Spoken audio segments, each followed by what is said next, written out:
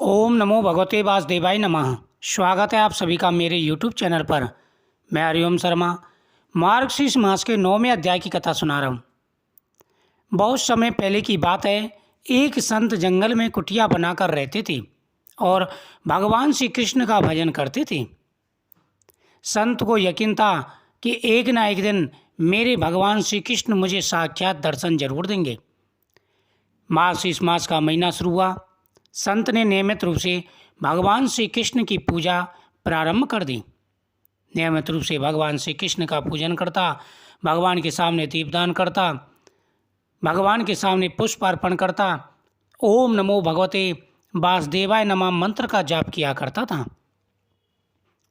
काफ़ी समय उसे इसी प्रकार व्यतीत हुआ। उसी जंगल में एक शिकारी आया। उस शिकारी ने संत की कुटिया देखी।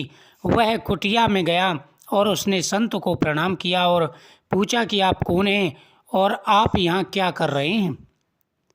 संत ने सोचा, यदि मैं ऐसे कहूँगा कि भगवान की श्री कृष्ण की मैं भक्ति करता हूँ, उनके इंतजार में हूँ, उनका दर्शन मुझे किसी भी प्रकार से हो जाए तो शायद इसको ये बात समझ में नहीं आएगी। संत ने दूसरा उपाय सोचा। संत ने कहा, किरात भैया, पहले आप बताओ कि आप कौन हो और यहाँ किस लिए आए हो। उस किरात ने कहा, मैं एक शिकारी हूँ और यहाँ शिकार के लिए आया हूँ। संत ने तुरंत उसी की भाषा में कहा, मैं भी एक शिकारी हूँ और अपने शिकार के लिए यहाँ पर आया हूँ। शिकारी ने पूछा, अच्छा संत जी, आप ये बताइए आपका शिकार दिखता कैसे है, आपके शिकार का नाम क्या है, हो सकता है मैं आपकी मदद कर दूँ। शिकारी भोला था, उसे भगवान के बारे में कुछ ज्ञान नहीं था। संत ने सोचा, इसे कैसे बताऊं। फिर भी संत कहते हैं, मेरे शिकार का नाम है श्याम। वो दिखने में बहुत ही सुंदर है, सामरा सलोना है, उसके सिर पर मोर मुकुट है, हाथों में बंसी है। ऐसा कहकर संत जी रोने लगे। किरात बोला, बाबा रोते क्यों हो? मैं आपके शिकार को जब तक ना पकड़ लूँ तब तक पानी भी नहीं पीऊँगा और आपके पास आकर तो शिकार लेकर के ही आऊँगा। अब मैं जा रहा हूँ और मैं आपके शिकार को लेकर के ही वापस आऊँगा। अब वह शिकारी घने जंगल के अंदर गया और जाल बिछाकर एक पेड़ पर बैठ गया। यहाँ पर वह इंतजार करने लगा, भूखा प्यासा बैठा हुआ। एक दिन बीता, दूसरा दिन बीता, तीसरा दिन बीता। भूख प्यासे किरात को नींद भी नहीं आती थी। इसी प्रकार उसे 7 दिन बीत गए। 7 दिन बिना कुछ खाए पिए वह इसी चिन्हों को अंकित करने लगा कि महात्मा जी का जो शिकार है उसके हाथ में बंसरी है, मोर पर मुकुट है, मोर मुकुट सिर पर है, साथ ही श्याम सलोना रंग है। वह इसी प्रकार से देखने लगा और मार्गशीर्ष मास के 7 दिन उसे बिना कुछ खाए पिए व्यतीत हो गए। भगवान उसके भाव पर रीझ गए। भगवान तो भाव के भूखे हैं। भगवान मंद मंद स्वर से बांसुरी बजाते आए और उस जाल में खुद आकर के फंस गए। जैसे ही किरात को फंसे हुए शिकार का अनुभव हुआ तो वह तुरंत नींद से उठा और उस सामने भगवान को देखने लगा। उसने कहा, जैसे संत ने कहा था, इसका रंग भी सांवला है, हाथ में बंसरी है, सिर पर मोर मुकुट है। जैसा संत ने बताया उनका रूप हूबहू वैसा ही था। अब वह जोर जोर से चिल्लाने लगा, मिल गया, मिल गया। संत जी, आपका शिकार आज 7वें दिन आकर के मिला है।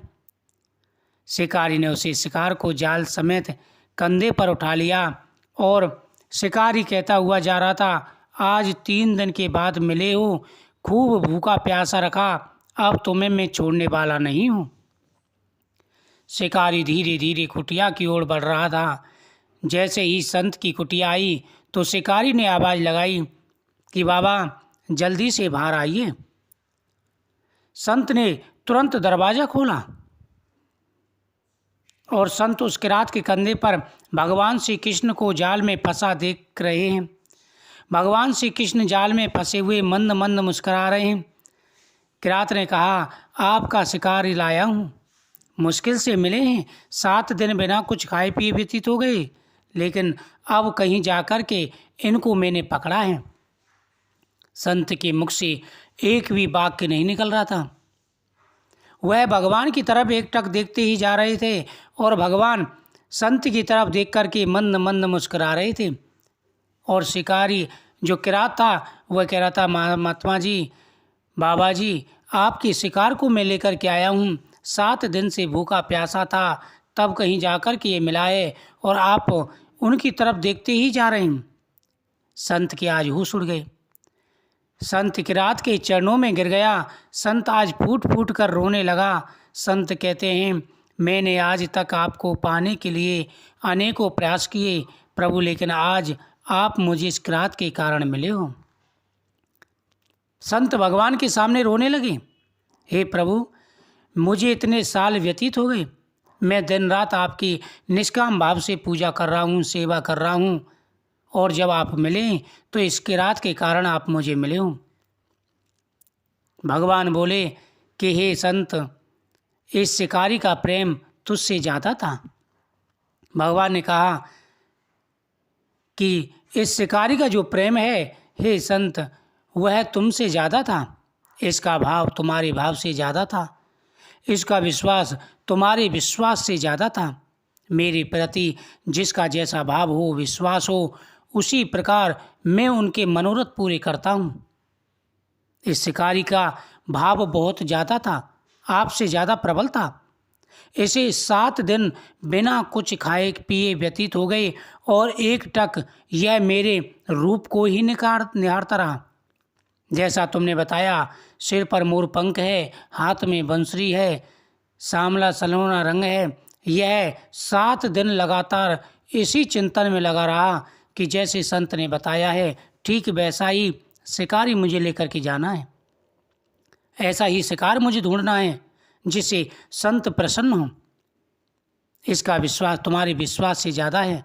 इसलिए आज जब 3 दिन व्यतीत हो गए, 7 दिन बिना इसको खाए हुए हो गए, तो मैं आए बिना नहीं रह पाया। मैं तो अपने भक्तों के अधीन हूँ, मैं तो भाव का भूखा हूँ, और आपकी भक्ति भी कम नहीं है। संत जी, आपके दर्शनों के फल से मैं इसे 3 दिन में प्राप्त हो गया। इस तरह से भगवान ने खूब दर्शन दिया और फिर वहाँ से भगवान चले गए। किसी ने सत्य ही कहा है, भगवान भाव के भूखे हैं। जो व्यक्ति जैसे भाव से भगवान को भजता है, भगवान उसी प्रकार से उस व्यक्ति के सामने आकर के खड़े हो जाते हैं। भाव बिन मुझको दे, मैं लेता नहीं, भाव से मुझे दे तो मुझे स्वीकार है। भगवान श्री कृष्ण कहते हैं कि व्यक्ति अगर भाव से मुझे एक पुष्प भी अर्पण कर दे तो मैं उसे सहर्ष स्वीकार कर लेता हूँ, लेकिन बिन भाव के चाहे वो कितने भी करोड़ों रुपया खर्च कर दे, मैं प्रसन्न नहीं होता।